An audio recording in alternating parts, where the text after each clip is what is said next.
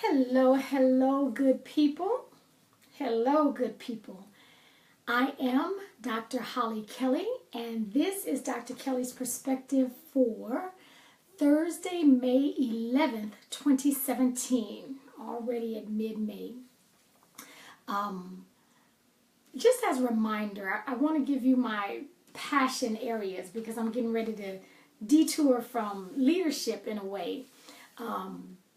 I only talk about areas that are within my passion zone. Thank you and welcome for those who are joining me this evening. So leadership absolutely is a passion area, passion zone. Our young people, education, faith, family, and friendship. Okay, so those are the areas that I will always and only speak about. But tonight, in this season, in this time of Mother's Day, I want to talk to you about the transformative power of a mother's love. That's something we all have in common. We all have mothers. Tanya, I'm glad you're joining me because I'm going to be talking about your mother tonight. I vividly remember this years ago. I was 12 years old and I was in the kitchen. It was just the two of us, my mother and I. And out of the blue, I said to her, I don't ever want to be a mom. I never want to be a mother. I don't ever want to have children. And she looked at me and she said, well, Holly Dolly, why would you say that? And in my 12-year-old mentality, all I knew to articulate was, you gotta love too much. Because that is what I saw. That is what she lived. That was who she was with all 5 of her children. Now, I'm sort of like pocket sized, but my mother, I'm bigger than my mother was. I'm taller. I know I weigh more than my mother. So she was a tiny person. But mess with one of her children, any of her children, and she would beat a bear down to the ground, a grizzly down to the ground over one of her children. And so that did something very special for me growing up. I had a certain air and a certain confidence that nothing could shake because I knew I was loved. I knew that. If I didn't know anything, if I doubted various things throughout life, I knew I was loved. Miss Dot loved her kids. And then when my mother passed away 19 years ago, our youngest daughter, I was pregnant. I was like 2.5 months from delivery. So what is that? 7.5 months pregnant. And my mother died. And I felt very, very lost. She had been there with our first daughter. And so she taught me, because this little person who didn't, you gotta love too much. I didn't grow up babysitting. I didn't grow up, let me hold your baby. That was not me. So I needed her, and she came out with our first daughter. And by the time I was getting ready to deliver our second daughter, she had already passed away. And I missed her tremendously, and I needed her more than words could say.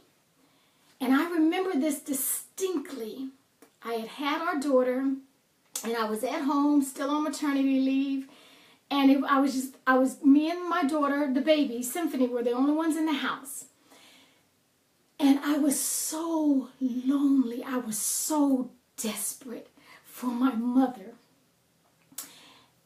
And I knew I needed a mother's hug. I didn't want my husband's hug. I needed a mother's hug. And let me tell you just how much God loves me. At the exact time, the right time, He sent this wonderful mother to my door. Katie knocked on my door. She and her husband, Master Guns, they knocked on my door. And all I could do, I don't know how long I had been holding this in, but all I could do and all I could get out of my mouth was, I miss my mommy. And I don't know how long I was a complete mess, but Katie held me like only a mother can do. She held me and she rocked me, and that's all I needed. I needed that. And so as we think about Mother's Day and it's coming up, I am urging you, because I've heard like 2 different conversations this week alone from families who are not in communication and the relationship has been broken. And so I'm urging you, this time of year in particular probably, but it should be all year long. Fix whatever is broken in relationships. Fix that.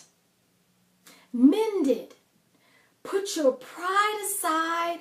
Put the pettiness aside, because when people are gone, it's going to be quite a while before you see them again. Okay? Dead people can't smell roses. So you got to give people their roses. Let people know how much they mean to you while you can. While you can't fix that stuff. Because it's probably not going to be too much that you can say that's going to say, oh, yep, I understand that. Yep, you're right. Don't talk to them for, from now until eternity. It's probably not going to be like that. There is a transformative power in love. And if you are not, because I'm looking at a couple of men that are on with me tonight, if you're not a mom, there is a transformative power of a father's love that cannot be replaced. There's a transformative power. So if you don't have your mom this season, I'm going to encourage you to be the transformative love of the sister, the uncle, the grandfather, the fill in the blank with whatever relationship you have. There is power.